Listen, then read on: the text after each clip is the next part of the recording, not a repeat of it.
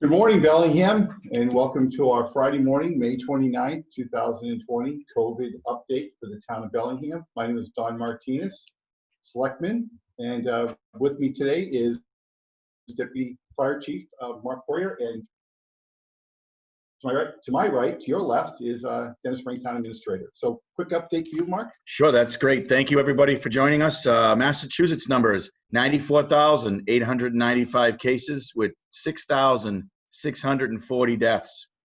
In the U.S., we have 1,768,608 cases, 103,344 deaths, and 498,762 have recovered from the COVID. The recovery number is really impressive. Yes. It's really, I think when you look across what's going on here today, the numbers that I watch, that recovery number to me is most impressive. It's getting better and better. Yes. So, thank you.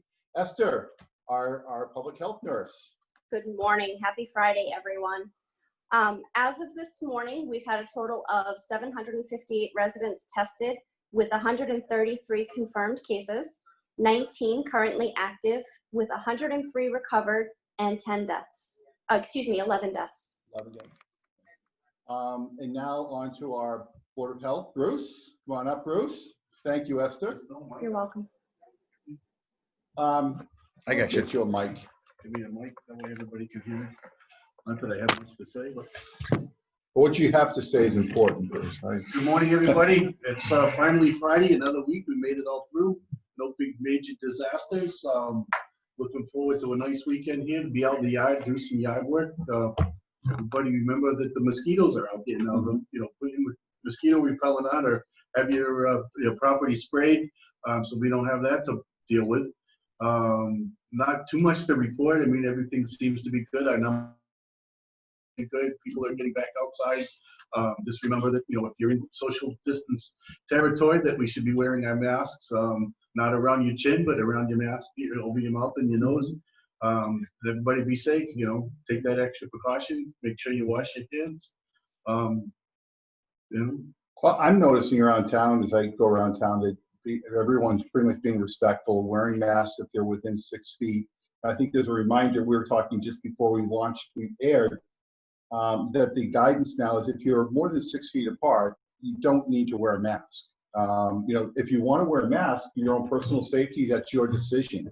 But within 6 feet, outside of 6 feet, if you're in an area, you don't really need to wear a mask. But it's still highly, in the store, you can't help it. You're going to come within 6 feet of somebody, things of that nature. But if you're out walking around, you're in a park, and you're safe, social distance, more than 6 feet, you don't need to wear a mask. You're at a business meeting? Like in a business meeting, Yeah. we measure this off, folks, so we're more than 6 feet apart. The early days when we weren't sure, I was always wearing my mask. Now when I'm outside, I'm not wearing my mask. When I'm driving my car, I'm not wearing a mask. But if I'm within 6 feet, for my own protection, but also for the protection of the people around me, I have to think about the folks around me. We all do. Wear your mask. If you're comfortable, wear it. I get a big charge out of watching somebody driving their car, the only one in the car, and they're wearing a mask. Yeah, but that's their choice, right? Their car from them. It's just like vaccines. Vaccines are family choice. Whether they want to vaccinate their children or not, I choose to vaccinate my children. I choose to be safe. So, not to be on a soapbox, but think is you're within 6 feet, wear a mask. You're outside, don't need to wear one. Correct. Right. Thank you, Dennis, everybody. we want to go to our special guest first. Absolutely. Hey, we have an exciting special guest today with really some fantastic. So Jim Kupfer, our town planner, just give you a kind of quick update. Saw that there was some grant money available for small businesses in communities, and Jim, in his diligence, applied for this, and he's got some exciting news to tell everyone, especially the small businesses, about some monies that became available for the town of Bellingham. So, Jim, I'm going to turn it over to you to share some exciting news. Awesome. Thank you, Don. I appreciate it. So it is some exciting news. We, as you know, the selectmen established this economic development committee when this whole pandemic began, with the foresight of, how are we going to assist these small businesses through this tough time. And so that economic development committee has been each week to get creative and try and come up with some solutions. As you know, we've been working with restaurants to do outdoor seating when the time comes. We've been working with small businesses on creative outdoor activities and different ideas, and recreational departments. This one came through the Attorney Office, a small business relief grant program that they established. And essentially what it is a grant that trickles down to communities that apply for the purpose to provide the town an opportunity to request the town to provide a grant to businesses, a request of a one-time grant to award to use to help address fixed debt, payroll, accounts payable, lost sales, and other working capital that could have been recognized had COVID-19 pandemic not occurred. So we jumped on that opportunity, and we were one of only 12 communities in the state to get it. We are one of only 4 towns to get it, so the others are gateway cities. So we're one of 4 towns, so that's exciting.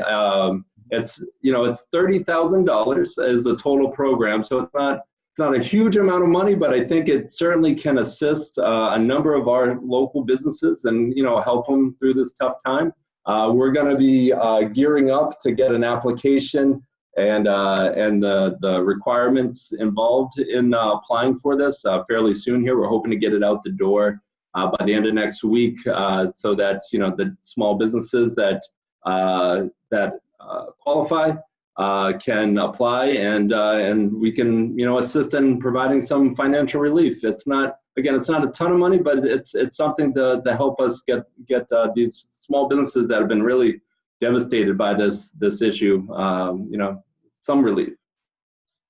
Jim, just a question. I'm sure we're going to receive a few questions from the small business owners, and I know there's criteria you just described, but is there other criteria that's been established? For example, like certain businesses just haven't been able to remain open at all, at curbside pickup, et cetera. But you look at, barbershops, hair salons, you look at pet groomers, they have not been able to open up at all. And they're slowly opening up now, but they probably had the longest tenure of being closed.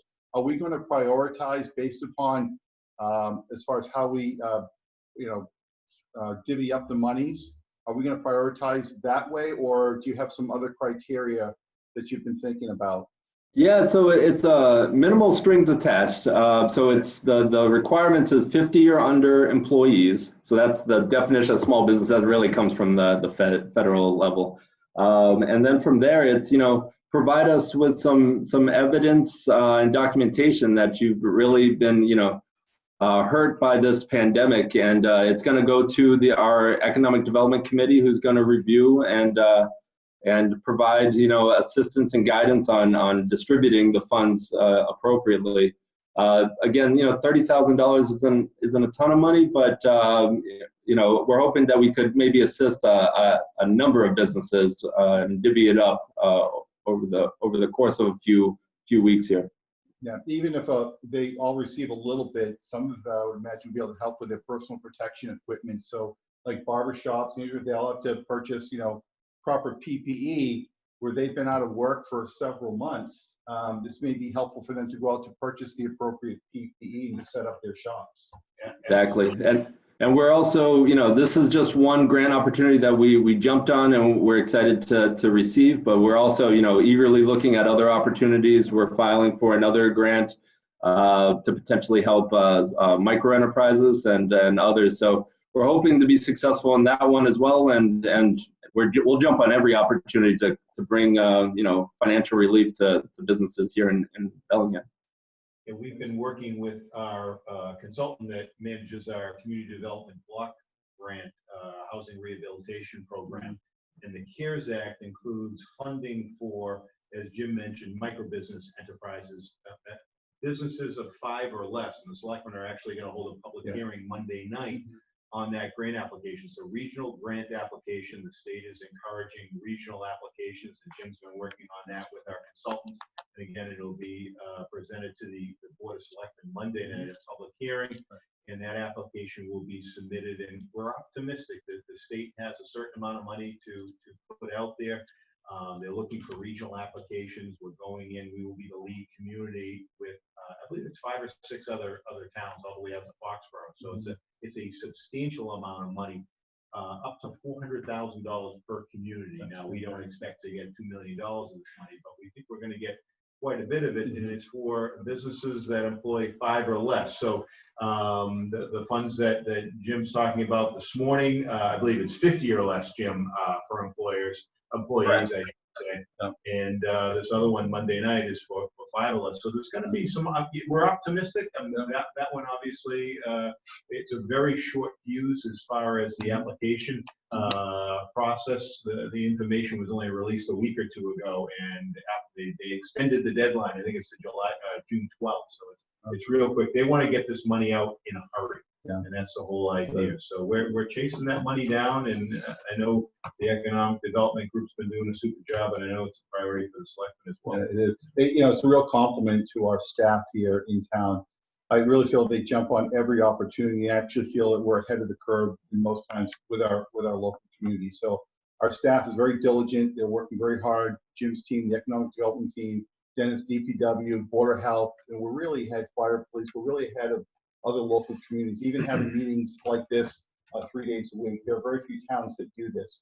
We also, the LEPC meets on a daily basis just to keep the staff in Bellingham up to date as to what's going on. So there's a lot that goes on behind the scenes, and hopefully the residents of this town see exactly the efforts that are being put forth by the various boards. So speaking of boards, Larry, do you have an update today at all regarding voting? No, we're good. Dennis, any questions from the audience? We've had a lot of issues relative to unemployment fraud. And unfortunately, it's very enticing right now with that $600 extra unemployment benefit. And there's a lot of fraud out there. I know that we've got quite a few people in town that have applied for unemployment, and we are actually contacting every single one to make sure that they're not fraudulent claims. And some of them we found out have been.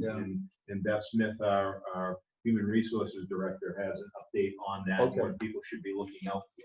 Great, Beth, thank you. I didn't realize she was on the agenda, so sorry. This was Last minute? Okay. Some important information. Yeah, good. Good morning. Unfortunately, as Mr. Frayne said, we are having a spike in fraudulent claims coming through. Please watch your mail. If something comes through, it's not to be ignored. I've had several people say that they received something in the mail, but they threw it out because they didn't apply for unemployment. Be sure if you get something that you contact your employer so that they can do on their end what needs to be done. But as far as the person that it's being filed on, I have information as far as a new portal that has been opened on the unemployment website. You want to go to mass.gov, then you click on applying for unemployment benefits. Then you click on report unemployment insurance fraud. From there, you're able to report 2 different ways. You can do it online through the portal. You can do an email. They also give you information for mailing it in. When you go online, it's very simple what they're looking for. They're looking for your name, the last 4 numbers of the social, driver's license, date of birth. So that's very simple. It takes no time at all. In fact, I had to do it today.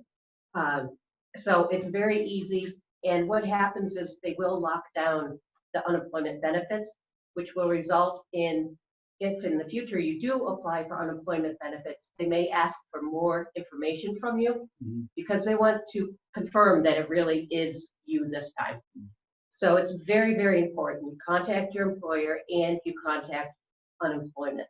So again, it's mass.gov, and you go to the applying for unemployment benefits and follow the tabs along there.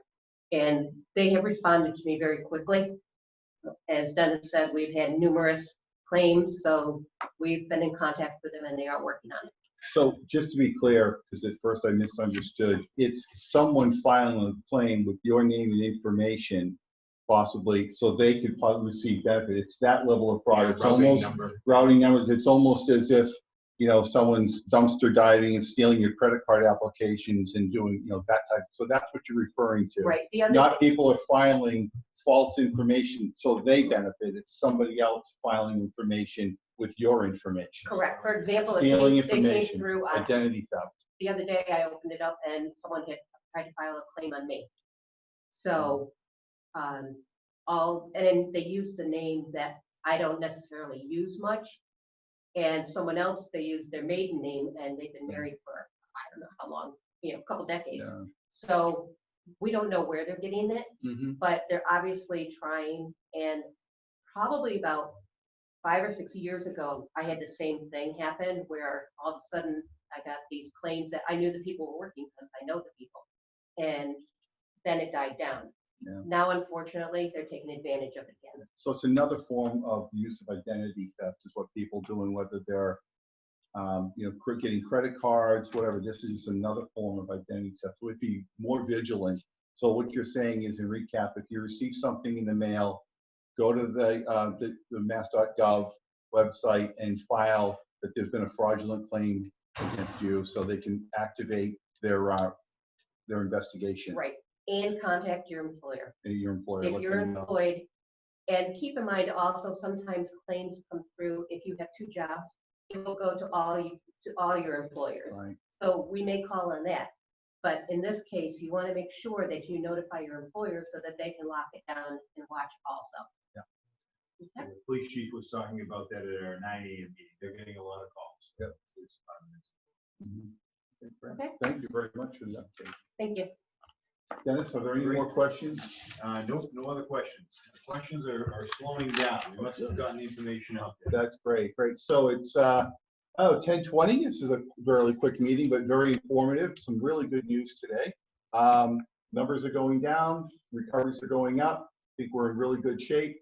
I'm going to turn it over to close it up with the deputy. Great, thank you very much. If you have any COVID-related questions, you could dial 211 in Massachusetts. If you have any questions regarding your employment or anything going on with your employer, you may call the Massachusetts Attorney General's at 617-727-3465. Great. So just wanted to say, everyone have a wonderful weekend. Wash your hands, social distance. If you can't social distance, please wear a mask. And next Friday, please tune in. We have some special guests coming in from the high school. Beth is going to be talking with some of our graduating seniors on how they've been handling COVID and some of their plans for the future. So tune in next Monday, Wednesday, Friday. We have some very special guests. Thank you. Be safe and have a wonderful weekend.